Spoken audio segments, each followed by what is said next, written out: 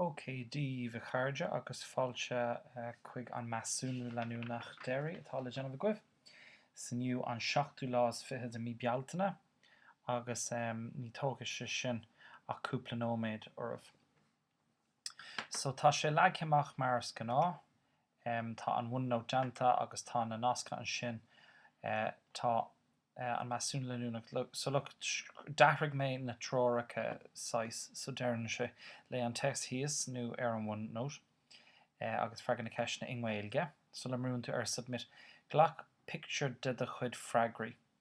Okay, so le Bl3 leis an Measúnú Leanúnach déirí bhí deacrachtaí acu ní raibh sé ag seoladh isteach. So just sulla marún tú ar submit, just ghlach screenshot don iarm agus na freagraí. So beidir tugadh sé gáinú 3 screenshots ach is féidir libh each na cheola isteach cúm. Just bí cinnte gohfuil an tám le eáil sa screenshot nuair a seolann tú isteach é, cos muna bhfuil sé deanta ribh detrocha ar an lá níl mé ghlacha leis, cos caithfidh si bheith deanta ribh detrocha.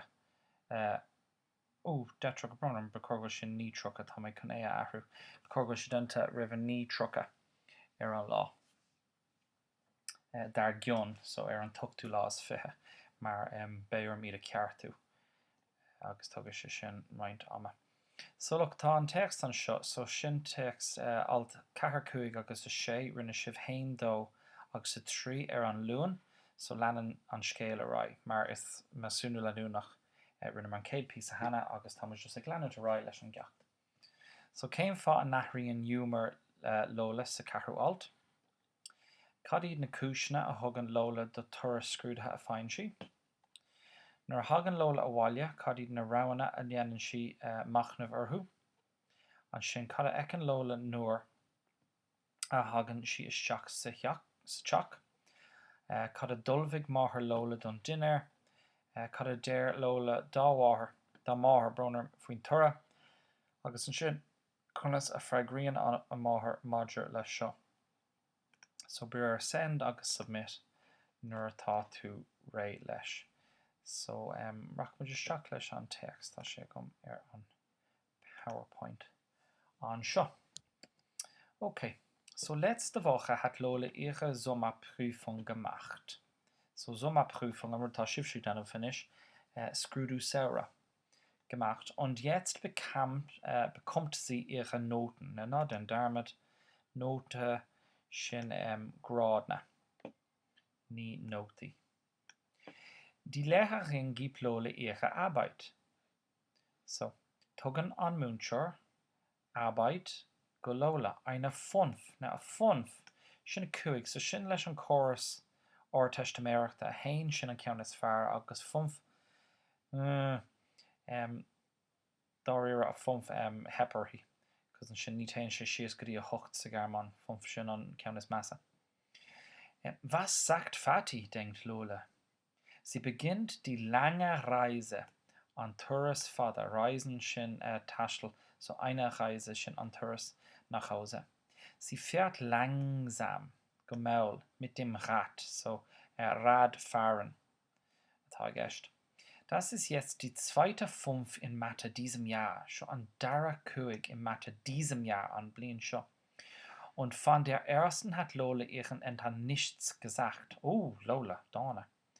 Agus don céad ceann hat Lola nicht gesagt, durch sie fuck ihren Eltern.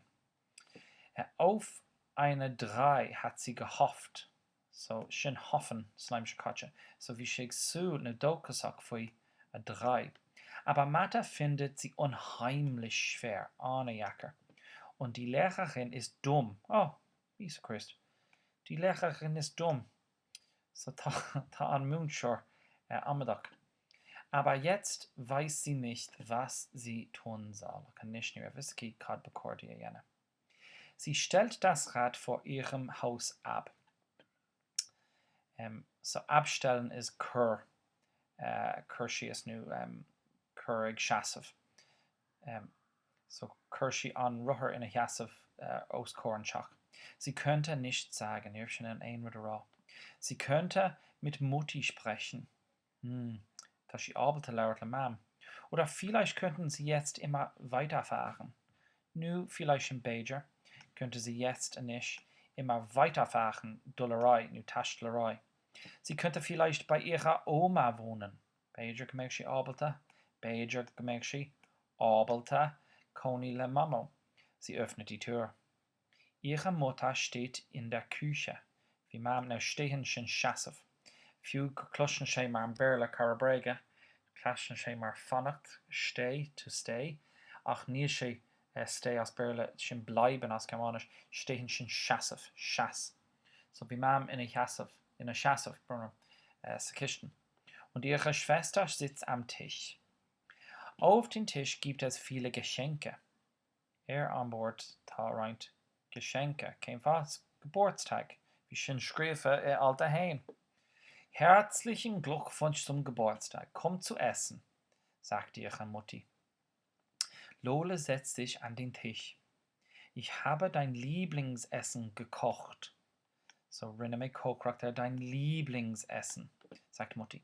Kartoffeln, Erbsen, Schinken und Zwiebeln. Oh, ja, verker schon Pasta, Jazz. Verker ein Lieblingsessen ist Kartoffeln, Prati, Erbsen, Pisana, Schinken, Levash und Zwiebeln, Onion. No, das schon Bier Germanische. Aber du bist spät dran. Spät schon nach. Wir müssen schnell essen. Vati kommt um 5 Uhr zurück. Dadurch sagt Arash gekügt. Und wir müssen nach Hamburg fahren. Lola hat aber keinen Appetit. Sie isst nichts. Now, Verkehr ist, I-S-S-T, schon aus dem Brücher essen. Ich esse, du isst, sie als Mann isst, I-S-S-T. Nichts. Wir haben die Prüfung zurückbekommen. Firmer an Screwdriver Rash, sagt Lola. Und, fragt Mutti, ich habe eine 3 bekommen, sagt Lola. Oh, Bregador, ich habe eine 3 bekommen. No, near vor. Nie war, sagt Lola. Lola, sagt Mutti. So ein Pech. Schade. Du sollst es vielleicht im Sommer ernten. Nimmst du die Mathebücher nach Österreich mit? So so ein Pech. Neil Mam Sasa. Dern sie sin ufásach in ar Schade sin man neurahu. Schade sin neura. Shame. Schade. Beiger caithí tú obair sa saora tóg bhfuil tú ag tógáil de leabhar mata nach Österreich mit. Okay, so sin an text ní sé ródúchlánach in ar ir ceantas na rudí is éasc actually rinne sibh ó thaobh na Measúnathe seo de. Ach rís má fecinn sibh ar na ceisna is féidir leh iad a raigart. So an sin má fecinn sibh ar ceiste 5 tá 2 pointe ar fáil. So caithfidh sibh an fear freigar chur seach ach tis gom nach bhfuil gach duine ag fecinn ar na fís an seo fiú go bhfuil siad mar cuid don ceacht. So aine atá tar éis fecinn ar seo agus cúpla nóméad a caithfh tá mis sé ag rán is má scríbann tú an gná freigra so na 3 rud and na 4 rud atá an sin. Má scríbann tú an cúgu ceann, má scríbann tú uachtaróte. Tá chun 5 fan céad sa bhreis a thuirtit ar a Measúnú seo chun aitheantas a thuirtit go bhfuil tú ag fecinn ar na fís an mar dúir mé ormh. So lebhardal náiscappaigí an scéil sin. Muna bhfuil daoine ag fecinn ar na fís an, níos ag fecinn ar na fís an agus mar sin ní cór go bhfuil siad ag fáil an bónus mark sin. So péideann a scríbann uachtaróte an sin chun maith leis an gná freigra tám just chun 5 fan céad sa bhreis a chur ar an tortha aonn tú as seo. So má fáin tú 7 fan céad ar seo tám chun an é sin a chur suas go dtí 8 fan céad agus mé ag fecinn ar na torthaí. Agus ná den dermid seo Measúnú Leanúnach a cethair, so bé mé ag úsáid an 3 Measúnathe is fearr atá deanta agat. So beidir go méach seo an ceann is fearr deanta agat leis an 5 fan céad breise sin. So Go n-éirí libh leis na ceisna uile agus bé mé ag leabhar libh